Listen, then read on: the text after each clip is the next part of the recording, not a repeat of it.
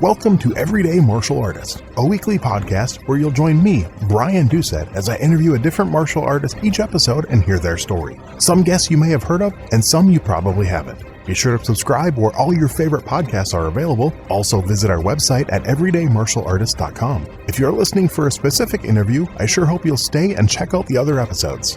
A very special thank you to Topher Williams for our custom theme music. And now, the newest episode of Everyday Martial Artist. Everyday Martial Artist is brought to you by KOOnline.com for all your martial arts needs. Sparring and safety gear, rank belts, uniforms, weapons, patches, and more. Wholesale supplies made by martial artists for martial artists. Visit us today at ko-online.com. Hello and welcome to Everyday Martial Artist. I'm your host, Brian Doucette, and as we do every week, we're joined by a brand new guest talking about their life and their journey throughout the world of martial arts. My guest today is the founder and lead instructor for Play It Safe Defense. She's been a martial artist for 29 years, and her program has been taught to hundreds of thousands of children, teens, and women since 2003. Her company officially certifies physical education teachers to teach self-defense and PE classes in California middle school and high school students. She's a nationally certified instructor for women's self-defense community and co-host of their podcast. She's appeared on Dr. Phil and the Doctor's TV as an expert on self-defense. She's a board member with Crime Stoppers in San Diego, a member of ESD, the Empowerment Self-Defense Professionals, a worldwide organization of martial artists and self-defense instructors that teach self-defense and violence prevention to non-martial artists. In her free time, it's all about her faith, family, dog, and the San Diego Padres. Please welcome my guest today, Tracie Arlington. How are you doing today, Tracie? Super excited to be here. Big fan. I'm excited too, and I appreciate you listening. So, as you said, you've listened, so you know how we kick it off. We want to go back to the beginning. We want to know where that first spark came from, that first interest that led to your martial arts journey. Well, mine is kind of a funny story, and I'll keep it short, but I was bullied really badly. Take all the time you want. In middle school, yep. And I was the kid that went to the library and checked out the book on karate. Of course, I still got my butt kicked because, hey, it's a book, right? Right. And then the funny part of the story is I ran into my bully a few years ago as an adult.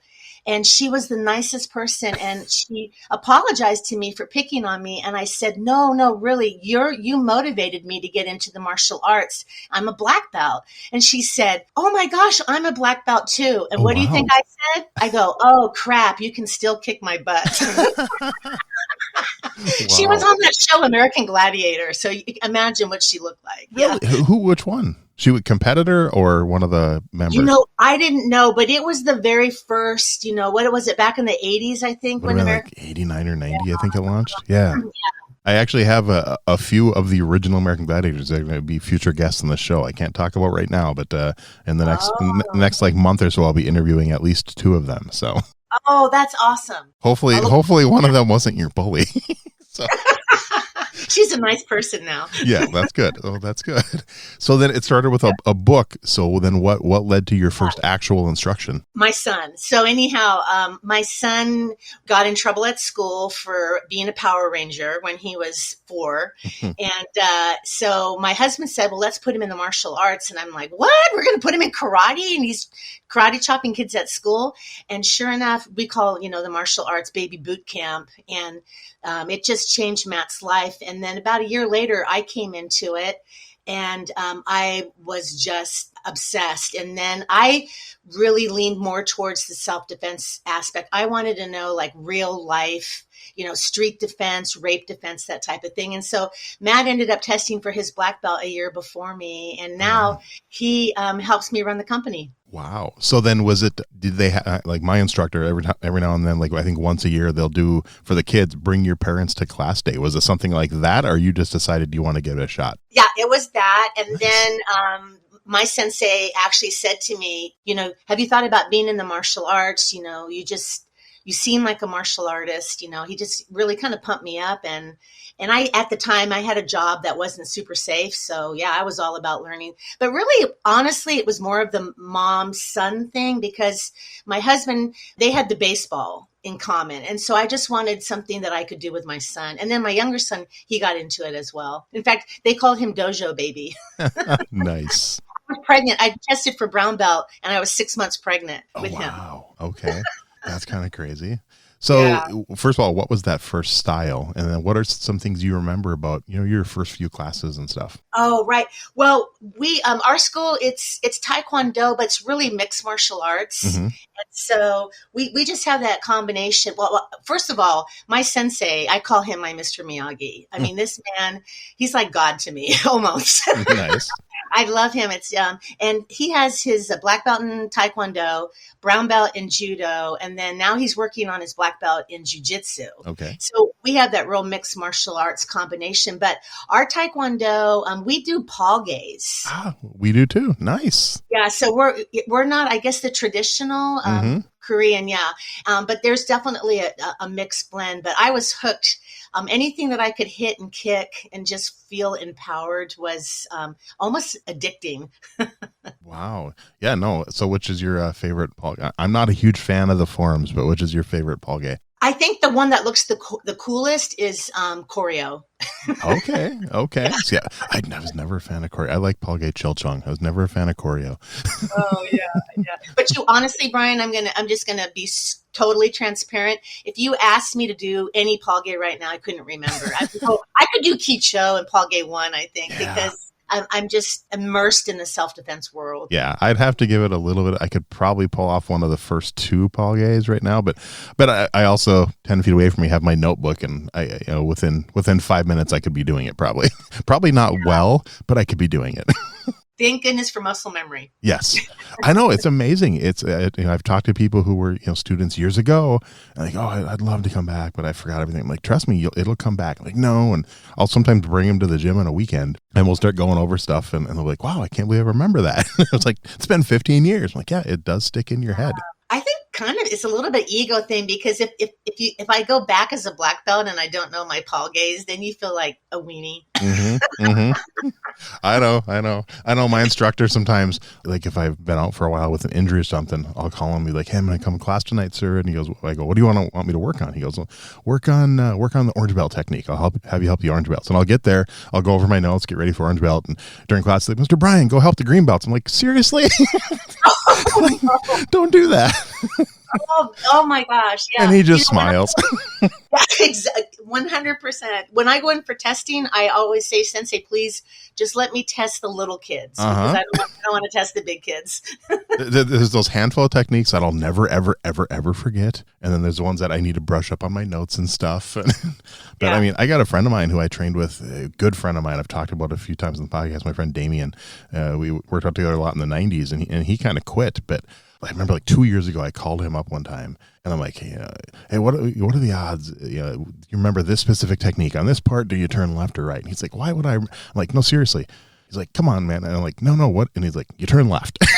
He still knew it like 20 years later. I mean, he was like, yeah, see, if it's in there, it's in there. Right. Yeah, we have videos on the dojo's website for the students. So I guess worst case scenario, I could always look at one of the videos. There you go. But I know I've never found good videos of the Paul Gays that are, because I know a few schools, there's just very slight variations of the Paul Gays. I mean, they're 99% the same, but a few schools just have slight variations on like where your hand is or something, or the way you turn or something like that. And I've never found one exactly like our school does them. So yeah, I need to get with my instructor and be like, let's just make some videos. Right. Yeah. For the students, it'd be helpful. So I know you mentioned you focused on the self-defense part. At any point, did you get involved in the competition side of things at all? Oh, I did just in-house, I was not a huge fan of forms competitively, but sparring I loved, of course. Oh, okay. Really, we poured so much time into Matt. Matt was a huge competitor. He went to, Vegas, Long Beach. He even went to the California State Games, and he took the gold in sparring. Nice. So we were those parents that were really, more into watching our kid compete. Yeah. Yeah. But I always wish there was an event where it was more like street self-defense. I thought that was really cool if somebody could come up with that, but I don't know how they would do it. Yeah. I've seen a lot of tournaments that do demos for that. I know that Long Beach Internationals used to do, self-defense demos. It would be cool. It'd be kind of cool to actually, I mean, you could do a competition, and maybe this is done, but do a competition where like you have to essentially put together your own self-defense thing. And then they have like 4 people doing it, and they decide who did it best. Right. Yeah. Kind of like Miss Congeniality, the movie. Yeah. There you go.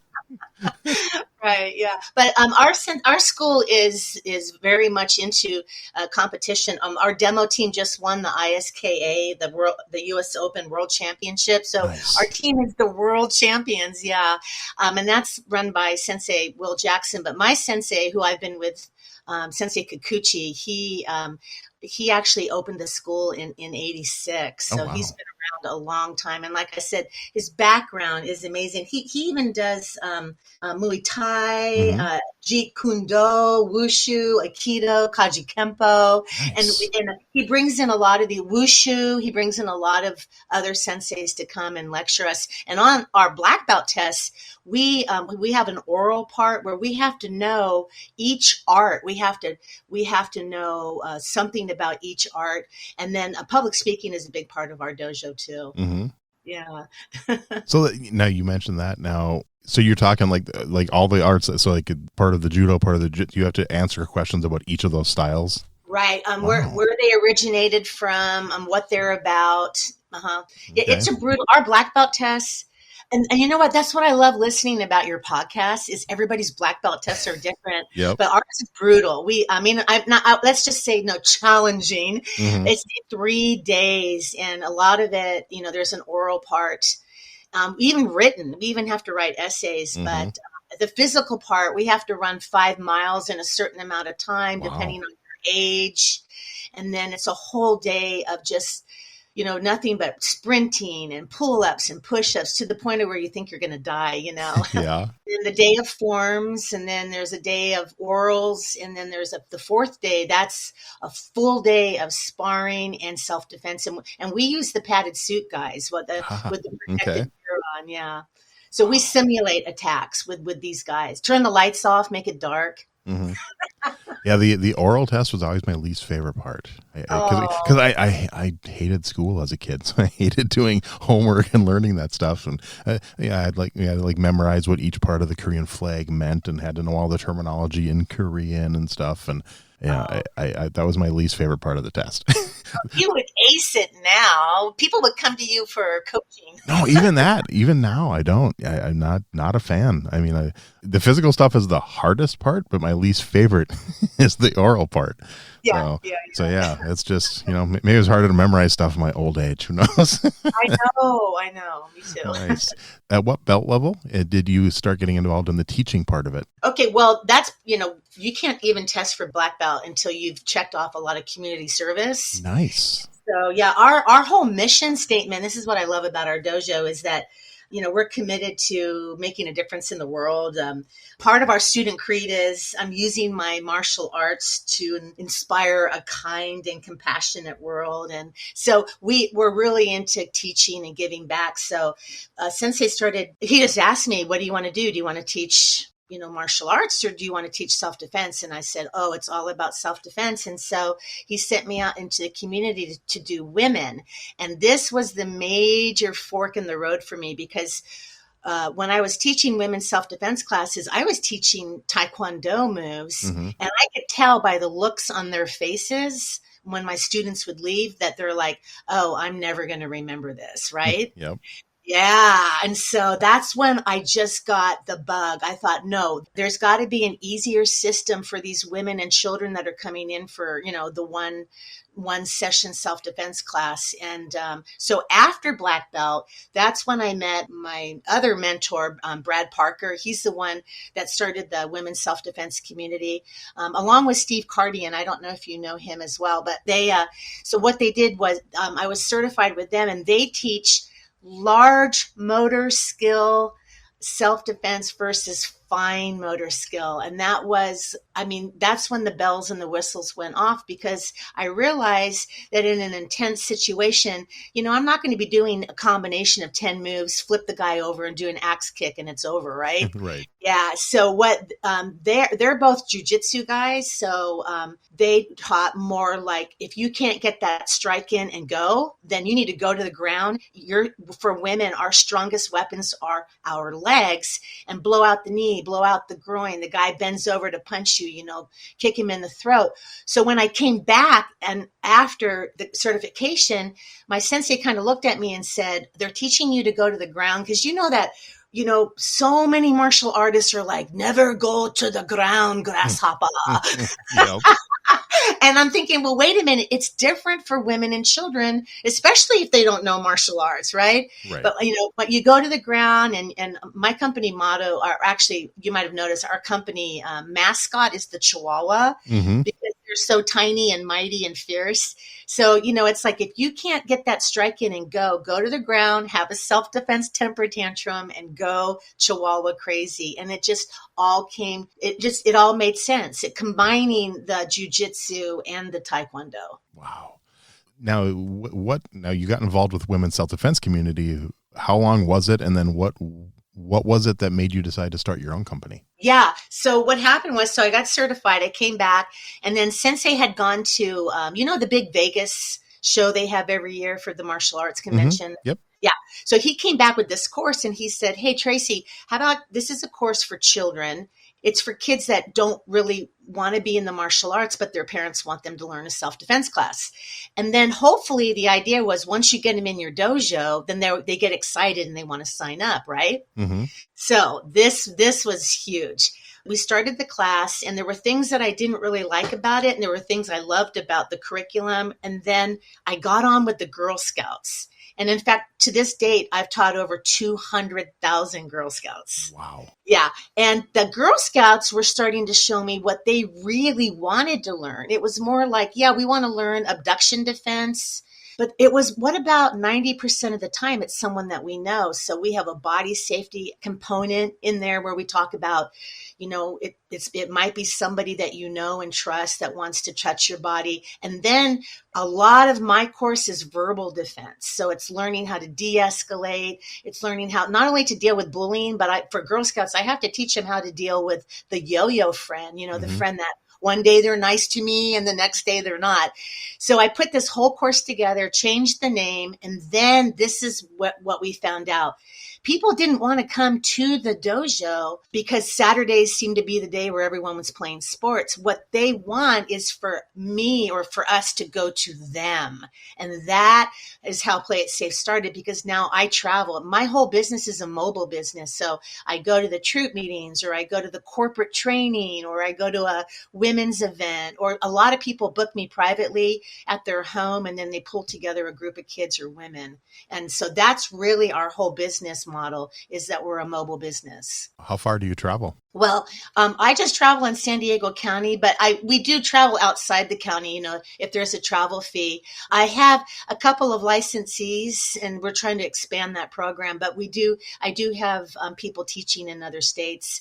I just have, 3 or 4. So we're really hoping to get Play It Safe out there, because I don't know about you, but I'm so tired of getting the emails that say, hey, do you have your program in my city? And I have to say no. Mm-hmm. And then there's nobody that I can even refer them to. I'll go online and I try to figure out, who teaches a one session self-defense class versus, a martial arts kids class. Mm-hmm. It's really difficult to find. So, if there's a lot of schools out there that can do both, that could, send somebody out just to teach a Girl Scout troop, that could be definitely an added bonus to any martial arts school. That's cool. No, I know that's something that I have friends all over the country, and they know I'm involved in martial arts, and I'll always get like emails or calls or texts or something like that.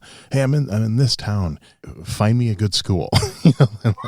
Yeah, and I for so many friends, I've done so much research on martial artists in different parts of the country and stuff, and that's another cool thing that's helped with this podcast. I've had people reach out and like, well, I have a guest from that area. Let me reach out and ask them and stuff, and so it's been a good resource that way too, just to find help friends in other parts of the country find a good instructor, whether it's for self-defense or fitness or just traditional martial arts or whatever. But it's a good networking thing. Here's my big call out. Anybody listening, if you can teach a children's self-defense class, like, I do it in 2-hour session, or a women's class, reach out to me, so that I can recommend you. In fact, I just got a phone call yesterday from somebody in the Los Angeles area, and thank goodness it was LA, because I was able to, I actually recommended Jody.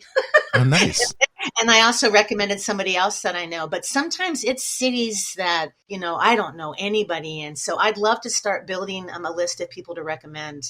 Yeah, that's an idea for someone, to start a database like that, and Right, that people could access. I don't want to do it. I don't have the time because this podcast keeps me busy, but it'd be cool, Yeah. an online database. But that's the thing, is you got to be able to. You want to make sure you're sending someone someplace good. You don't want to send them someplace and they're like, God, that was horrible. Why'd you send me there?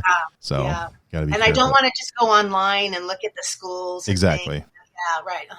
And like you, I get that question all the time from parents. They always ask me to recommend schools, and I only recommend schools that I've vetted.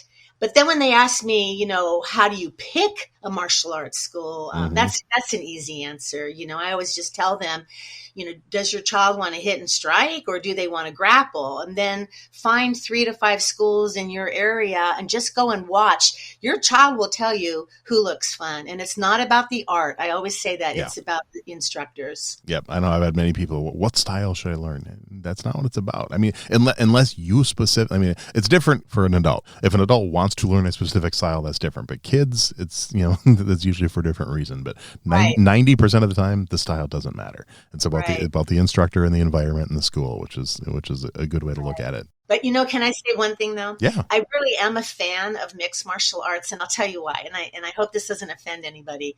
I had a couple of kids in my class, my after school program, that were in jiu-jitsu, and these kids could not strike. I mean, they couldn't strike and they couldn't kick. It was kind of awkward, right? And they're like 7 years old telling me they're going to bring a full-grown man down to the ground.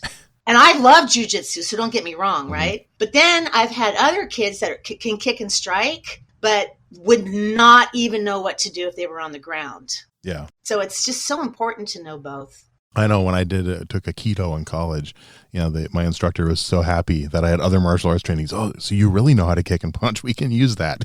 So yeah, so I got to be the dummy quite a bit with throw and kick, and then get flipped around and thrown and dropped, but it was awesome. I loved it. And how about the kid that always goes? I always say, hey, if Dwayne "The Rock" Johnson walked in this class right now, how would you defend yourself? And they always say, I'm going to punch him in the stomach. And then what I do is I have them come up and punch me in the stomach, older woman. And they're like, oh, that didn't work. So explain then how your company, Play It Safe Defense, works with women's self-defense community. Oh, okay. How does that relationship work? Yeah. So if somebody were to license under me, they would just really be teaching children through middle school, because the teen, like high school women's part of the class, that's who I was certified under, was Brad and Steve. And that's full contact. So we use the padded suit guys. And I've got to tell you, I'm so busy right now. Every single one of my women's classes this summer are booked because of all of the college-bound girls. And we really encourage that women and teens come in and they experience the full contact training at their own pace, their own comfort level. But I do have groups that don't want the suit. They just want, like, we call it a level 1 basic, where it's still a women's class. They still get the same info. They're striking bags and pads. And then guess who my employee of the month is? Bob. Nice. Yeah, he even has a shirt that says Bob, employee of the month. So they love awesome. They love striking him. Yeah. So anyhow, that's where I was certified, was in that full contact training. We use Tony Blauer suits. Yeah. So when we use the padded suit or the protective gear, we always laugh because, it's, do you want to fight slow zombie or fast zombie? We use Tony Blauer because, the suits with the big heads. Mm-hmm. Yeah. Well, those guys, they don't go to the ground, but with the Tony Blauer suit, that's what they use in law enforcement training in the military. Yes. Our guys spend the majority of the time on the ground. And I'll tell you why, because we really concentrate on all the rape positions. And to me, the most common way that women are brutalized is the straddle. Someone's sitting on your stomach and choking. So we work on chokes, a lot of chokes. Second most common weapon used on women, it's choking. So my women don't leave that class without knowing how to get out of the chokeholds, how to get out of the rape mounts, and then, of course, the straddle. All right, so think back to that very first women's self-defense class when you were pretty much just teaching Taekwondo moves to now. What do you think obviously has changed the most about your teaching style over the years? Oh gosh, I think about that all the time, Brian. I think that very first class, I can still see it where I'm teaching. Okay, I'm teaching this woman. She's standing up. She's got to be like in her 60s. And I'm teaching her to kick to the knee from the upright position. Okay, there's no way she's going to be able to bring someone down with a kick to the knee, right? She's 60. So, oh my gosh. So then now we bring in the large motor skills, to try to get in that strike and know that you're probably going to end up on the ground. So go to the ground on your terms and kick, use your legs and your voice is your biggest weapon. So, and then of course, using the padded suit, guys, the class has evolved. I'm kind of embarrassed to think about the old days. That's part of martial arts, is evolving and learning. So that's good. Yeah. So talk about the podcast and kind of what led to that and just some of your experiences with that. For us, it's just getting information out there. And for me personally, Brad, his specialty is women's self-defense. But mine will always be kids. I think that's how I ended up on the Dr. Phil show. And I don't think there's enough information out there for parents to teach their children self-defense or help them along. Those are the parents or the kids that don't want to be in the martial arts. So I'm trying to get those non-martial art kids empowered. I wish that martial arts were part of physical education. I really wish. That's never going to happen. We're lucky in California because California is the only state, I think, out of all 50 that it's required to have a combative component in PE. So they're allowed to teach self-defense, but nobody can because nobody really knows it, right? Mm-hmm. So the reason we started the podcast was just to get that information out there and to show video. We want to talk about all different types of subjects, college safety, traveling, but also be able to offer up the techniques so that if their child's not in the martial arts, at least they can teach their children or they can have a discussion with their college-bound daughter on, safety and prevention and what to do, God forbid. And then how often do you do them? So we just uploaded 8. It's brand new and we're still only on YouTube. And now we're working on getting it on all the other platforms so that it'll be audio on, Apple, Spotify. And our goal, I think, is really to maybe do 2 a month because there's so many different topics. And I know I'm going to be doing a lot of back to school safety segments. And you know what I love? Oh my gosh, this is my calling. I'm a storyteller. Okay. So my students beg me to tell all my funny stories because I have hilarious stories of kids defending themselves, and they want to hear it all the time. You might have seen on Inside Edition the girls that threw a Slurpee on a guy and got away, or the one girl that used blue slime to defend herself. Or I actually met a woman that was abducted when she was 9, and the guy got her in the back of the car, and she had a temper tantrum and pooped her pants. Oh, wow. The guy pulled over and let her go. And then this mom was driving by and picked her up, took her to the police station. They caught him, and it turned out he had killed 2 other little girls before her, and she was the one that got away, and he got the death penalty in Florida. Wow. So cool. I don't tell the kids about the death penalty part, but, right. But kids learn from stories. They're like, "Oh, Mrs. Arlington, tell us the poop story." That's awesome. So I want to do a lot of podcasts where, we talk about self-defense success stories. Okay. That's what I want people to hear, whether it's an adult or a child. That's actually really cool. I'll definitely put a link out there for that when the show comes out because I think that'll be a fun one for people to check out. Yeah. And like I said, we're working on getting it up on the other platforms. Right now, we're just on YouTube. Okay. Launching a podcast through like actual podcast platforms is fun, but it's not easy. Anything I can do to help, feel free to reach out. I've launched 3 podcasts in the last 5 years. So I'll definitely be emailing you. Nice. Well, anything I can do to help, I will. So thank you. Now you mentioned you're a fan of MMA. How about the UFC? Is that something you're a fan of? Do you watch the UFC at all? I have to tell you, my sons do. They pay for it. I'll tell you. I always teach whatever you're not allowed to do in the UFC, that's what you do on the streets. Nice. And I will pay. I promise you, I will pay to watch Zuckerberg and Elon fight. That's about it. Yeah, I think a lot of people will watch that one. I'll definitely watch that. I'm glad they're taking it seriously because they've been training. I mean, they've actually been training. I know. Did you hear Tyrus, the guy who's, I don't know, I don't know. He's the big guy. He's a champion wrestler. But anyhow, he said he wants to train Elon just to take a really good first punch.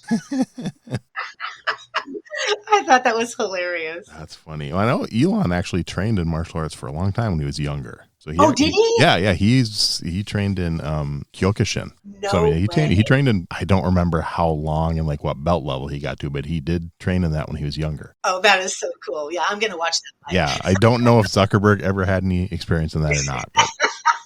But who knows? It will be hilarious to watch. So. Right. All right. Yeah. So in all your 29 years of martial arts, what is one philosophy you've learned that stands out? And I have to go back to our student creed, and it's giving back. It's, we always say I'm dedicated and motivated to achieve black belt excellence. And that's in all parts of our lives. Okay. And for me, my calling, really came from God. I feel like God put me where I'm supposed to be.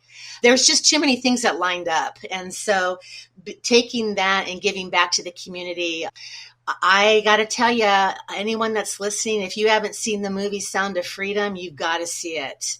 And we've got a really big problem with trafficking. And if I can just help one child, avoid that, or at least be able to escape an abduction or anything in that area, I feel like I've done my part. That's cool. Yeah, I haven't seen it yet. I've been told I should. I've been told a lot of people. Oh, it's amazing. I mean, you'll be motivated to do something. Yeah, I don't know if it was playing here at one point, but I know it's been short runs at a lot of theaters. So I'll have to see if I think you'll see it come back though, because it just went over the $100 million dollar mark, and people are just blown away at the success of it. So you'll find it. Okay, good. Yeah, I'll have to keep an eye out for that one. So, all right, some fun questions now. This one's coming. Who would you put on your martial arts Mount Rushmore? Oh, I love that. Okay, first, it has to be my sensei. Sensei Daring Kikuchi. And then, who I would put right next to him? Mr. Miyagi. Nice. Because Sensei is my Mr. Miyagi. Yeah. And then Brad Parker. He's just been such a huge part of my life. He's in the self-defense world. Okay, good. I know. I tell a lot of people Mr. Miyagi was my first instructor, and then just a few days later, it was Bill Nelson. But Mr. Miyagi was the first one. He's the reason I got into it. So yeah. All right. How about a favorite martial arts book? Oh gosh, that's easy. So mine, of course, have to be self-defense books. Okay. So my new favorite, it's called Never Defenseless: Empowering Women's Self-Defense, and it's written by Brad Parker. Oh, okay. And it's brand new, and it's really, really good. It's practical, realistic self-defense. Then my other mentor, Steve Cardian, he wrote a book called The New Superpower for Women, and he wrote that a couple years ago. But you know what is an awesome book? I'm telling you right now, if you find it on Amazon, it'll be used, and you might have to pay a lot. You can get it at the library. It's called Strong on Defense, written by Sanford Strong. And it is the most incredible book. It's very old, so it doesn't have things in it like cell phones. But what he did was he was a San Diego police officer, and he took a bunch of different cases and he tells the story, so it's the storytelling, and then he dissects it, what the victim did correctly or maybe what they should have done. So you actually learn from other people's experiences. He was even on the Oprah Winfrey Show. Unfortunately, he just passed away, but I think he was in his 90s. Oh, wow. Oh, yeah, I found it here. Book came out in 1997. Okay. But yeah, you learn from other people's, attacks. Mm-hmm. It's called Strong on Defense. But definitely read Never Defenseless, because it's great. And it's an easy read. Cool. Well, some more books to add to my list. And like I tell many of my guests, now I just got to find time to read again. So. And I'm a voracious reader, so give me a book and I'm happy. I used to be. But literally every free minute I have, I'm working on my podcast. So. I know. Yeah. I'm proud of you. I know. I just wish. I mean, like I said, I used to read about 1 to 2 hours a day. So I'd read in the morning. I'd read when I used to donate plasma. I'd read on every break at work, and now I'm usually researching or reaching out to guests or working on stuff. And But I'm sure you know this. You're doing so much. I mean, not only are you enlightening non-martial artists, I mean, I've learned so much by listening to your guests. It's just so cool to hear about the different arts, what they are, what they concentrate on. I love listening about the black belt tests. Mm-hmm. And just the funny stories you all tell about, different senseis. And that's why I keep doing it. So people I love it. I'm a seem fan. to enjoy it. That's good. All right. How about a favorite martial arts video game? Pass. Really? Never? Your kids haven't got you into gaming? Oh, no. But they did. I mean, of course, it was always Street Fighter and Mortal Kombat. Okay. No. All right. Favorite martial arts TV show? Okay, the obvious, Cobra Kai. Nice. I'm addicted. I cannot wait for the next season. Yeah. But another funny show? They have martial arts in it, and I would love to know who choreographs the fight scenes. Have you ever seen Supernatural? Oh, I love that show. Yeah. Oh my gosh, we binged 15 seasons, but to see them using martial art techniques on vampires and demons, it's hilarious. I'll have to find out who the fight choreographer is. I guess I've never even thought of looking into that. It's my daughter's favorite show. She loves it. Oh, it's my favorite. I love it. Let me see. Supernatural. Fight scenes with werewolves and vampires are just super cool. Yeah. Oh, definitely. I would agree. But I'm writing that down. I'm going to take a note to try to find out who the fight choreographer is for Supernatural. So, because if they're a martial artist, I'll try to get him on the show. Oh yeah. All right. How about favorite martial arts movie? Okay. Well, because I work with children so much, I love the live action real people Mulan. Oh gosh, I just love Mulan. But all-time favorite, Bloodsport. Really? Really? My son and we could watch Van Damme movies over and over. I just love Bloodsport. Yeah. That's so cool. I would have never guessed that. Just love it. Yeah. That is awesome. So which is your favorite fight in there? Which opponent? It's got to be the final fight scene. Yeah. I can't remember the characters, but just kind of like, the whole Rocky Balboa, just when you think it's over, it's not. That's so cool. Yeah, I know. I watch that at least once a year. It's one of those guilty pleasures. Got to keep watching it. So, all right. How about then? And like I say, it doesn't have to be a martial arts movie, just a favorite movie fight scene. Okay. Yeah. It's funny because I had to really think about that. I'm going to go with the self-defense world. Have you seen Jennifer Lopez's movie, The Enough? Oh, that's a great movie. Yeah. Oh, when she kicks her ex-husband's butt. I love that. She goes underground and she learns Krav. I'm pretty sure it was Krav. Mm-hmm. I love that scene. And then have you seen Halle Berry's movie, The Call? Yes. Yep. Oh, yeah. So I love revenge movies. So when she and that little girl just... they just take that guy out in the end. Any type of movie that has a self-defense with women in it, I love it. Very cool. I like that. And then one thing I forgot to ask you about is to talk a little bit about ESD. Oh, right. So I'm kind of new to ESD. They are, kind of a global self-defense community and an empowerment self-defense community. And it's worldwide. I mean, there's this huge presence in Africa and Europe and I would say most of them teach physical self-defense, but some of them don't. A lot of it is violence prevention. Okay. So, or de-escalation. So it's really a component of a lot of different areas, but I would say most of us teach physical self-defense, and it's all different forms because a lot of them are martial artists. Some of them aren't, some of them have been certified and they just bring, all different techniques to the table. But it's really neat to see. One time I read an article where there was a woman within the community and they were teaching women in Africa. And I think, if I'm mistaken, she was using like stuffed backpacks as like pads. Oh, wow. To hit. Yeah. So, really going in there and finding the people that need the self-defense, the communities that really need the self-defense the most. And they have a whole credentialing program as well. That's kind of cool. And you said you're fairly new to that? Yeah. Okay. So I just joined it about a year ago. So I haven't done their credentialing program yet, but it's really inspiring to see what what other women are doing in other countries. I believe the founder is from Israel. Yes, she is from Israel. All right. So now's the time. What have I missed? Anything maybe I forgot to ask you or we haven't talked about yet? I want to make sure we cover anything you want to. I think we covered it all. Yeah. If I had any parting words, I would just like to say, we all study different forms. And like you've said in so many of your podcasts, it's really sad when we see one martial art criticize another martial art or criticize techniques. Mm-hmm. That's not going to work. You're going to get somebody killed, that type of a thing. When really, if you're working with people that are non-martial artists, you're probably not going to get them in your school.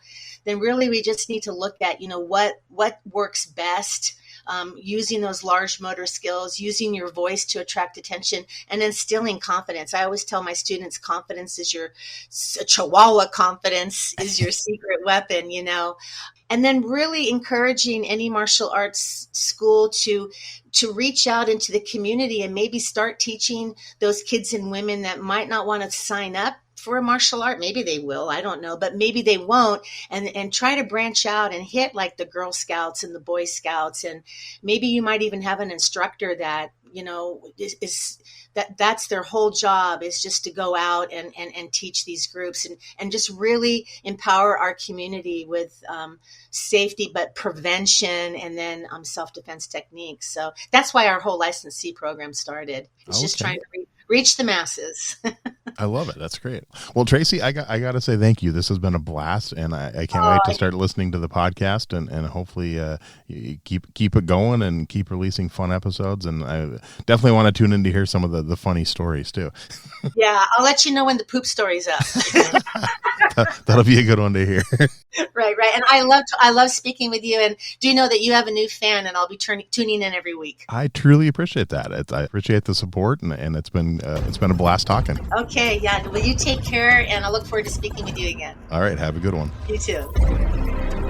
Thanks for listening to Everyday Martial Artist. We hope you will join us every week for a brand new episode with a different martial artist telling their story. If you enjoy the show, be sure to leave us a review. Also, be sure to check out our website at everydaymartialartist.com. There you can find all of our episodes and contact us to suggest guests and ask questions. Again, thanks for listening to Everyday Martial Artist, and we'll see you next week.